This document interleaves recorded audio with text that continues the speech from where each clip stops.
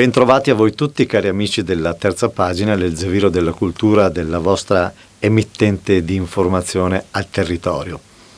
Come ben sapete, siamo impegnati in una lotta contro il tempo per evitare la chiusura di qualche centinaio di editori televisivi locali, circa 500, il che comporterebbe il licenziamento di circa 5.000 lavoratori del settore, qualcosa di incredibile in questo momento dove abbiamo solo voglia e bisogno di lavorare. È dura, molto dura, ma qualcosa pare si stia muovendo da nord a sud. Al Presidente dell'Assemblea legislativa della Regione Veneto è stata presentata una mozione per una tempestiva azione del Mise a tutela dell'emittenza televisiva locale, al fine di ridiscutere i termini economici dei nuovi contratti ed evitare distorsioni e correlate ripercussioni nel sistema informativo regionale. La cultura dell'informazione al territorio va difesa e i posti di lavoro vanno difesi. La richiesta è partita da 5 consiglieri, ma in realtà la sottoscrizione è di tutti i gruppi dell'Assemblea legislativa veneta ed è stata approvata all'unanimità. Anche a sud, la Regione Sicilia ha chiesto al governo nazionale di rinviare di almeno un anno il passaggio alla nuova TV digitale, con più avanzati standard tecnologici e con la riorganizzazione delle frequenze, prevista per questo fine mese, per il 1° marzo. Non è giusto far chiudere la realtà con 40-45 anni di storia. Mai mollare fino a quando c'è speranza. Per difendere i propri diritti non si deve mai mollare. Si deve continuare a farli valere anche se apparentemente sconfitti, perché se ci crede i miracoli avvengono. Però bisogna crederci. Bene, passiamo ora alla nostra terza pagina. Oggi un qualcosa di davvero splendido, una nuova produzione realizzata in assenza di pubblico, dato il periodo pandemico, all'Auditorium Mario del Monaco. Il sindaco di Villorba, Francesco Soligo, e l'assessore alla cultura, Eleonora Rosso, hanno comunque voluto i concerti d'inverno. La pandemia non deve fermare la cultura, ci hanno detto. Ma sull'argomento sentiamo, anche per un saluto istituzionale, la dottoressa Eleonora Russo, assessore alla cultura. La linea al servizio. Esatto, la pandemia non deve fermare la cultura ed è per questo che il comune di Villorba ha intrapreso non solo per la musica ma anche per altre attività un percorso alternativo in modalità online ormai consolidato che ci ha permesso di ampliare il nostro pubblico e di diffondere conoscenza e cultura in una maniera nuova. Quindi bentrovati in Auditorium Mario del Monaco di Catena di Villorba. Io vi porto i saluti del sindaco di Villorba, Francesco Soligo, e di tutta l'amministrazione comunale e vi auguriamo buona musica per questi 2 concerti che seguirete online e in televisione per il mese di febbraio e poi sì, ci vedremo in presenza il 4 marzo alle ore 21, sempre in Auditorium Mario del Monaco, con un concerto del quartetto Ex Novo. A tal proposito vi suggeriamo di seguire la nostra pagina Facebook del Comune di Villorba e di iscrivervi alla nostra newsletter, così sarete sempre informati sulla programmazione. Quindi torneremo di nuovo in presenza, ci rivedremo, però non ci dimenticheremo della modalità online, perché comunque è bene tenere presente le cose buone che abbiamo imparato durante questi 2 anni così difficili. Buona musica a tutti! Un esempio di municipalità, quella della città di Villorba, davvero molto attenta alla cultura in tutte le sue espressioni. Grazie. Ma passiamo ora al quartetto Archedon, l'antico nome della città di Aslo. Walter Favaro al pianoforte, Carlo Lazzari al violino, Silvestro Favero alla viola e Giuseppe Barutti al violoncello. Inizieranno con il proporci il quartetto K49, considerato la sintesi di 2 modi opposti, quello del dialogo drammatico e dell'introspezione interiore, risultato naturale dettato dalla vicinanza delle nozze di Figaro, primo successo in teatro appunto di Mozart, sotto il cui segno storico e artistico va posto questo quartetto. Nei 3 movimenti si respira un'atmosfera di raggiunta armonia espressiva e formale, di equilibrio superiore, per dirlo in una parola, classico. Di Wolfgang Amadeus Mozart, il quartetto per pianoforte numero 2 in Mi bemolle maggiore K493 nei tempi allegro, larghetto e allegretto. Nel brano a seguire, proposto dal quartetto Archedon, i nostri protagonisti si cimentano nel mettere in luce la dialettica tra la concezione autenticamente cameristica della scrittura e la sua virtuale proiezione orchestrale, la tecnica compositiva a privilegiare il contrasto e la giusta interpretazione delle singole sezioni, considerando la molteplicità e la trasformazione delle idee tematiche, la combinazione ed elaborazione contrappuntistica di chiara ispirazione bachiana e beethoveniana. Ciò che ha ispirato Robert Schumann per il suo quartetto per pianoforte in Mi bemolle maggiore opera 47, nei tempi sostenuto assai, allegro, scherzo molto vivace, trio primo et secondo, andante cantabile, finale vivace. Che altro aggiungere? Buon ascolto.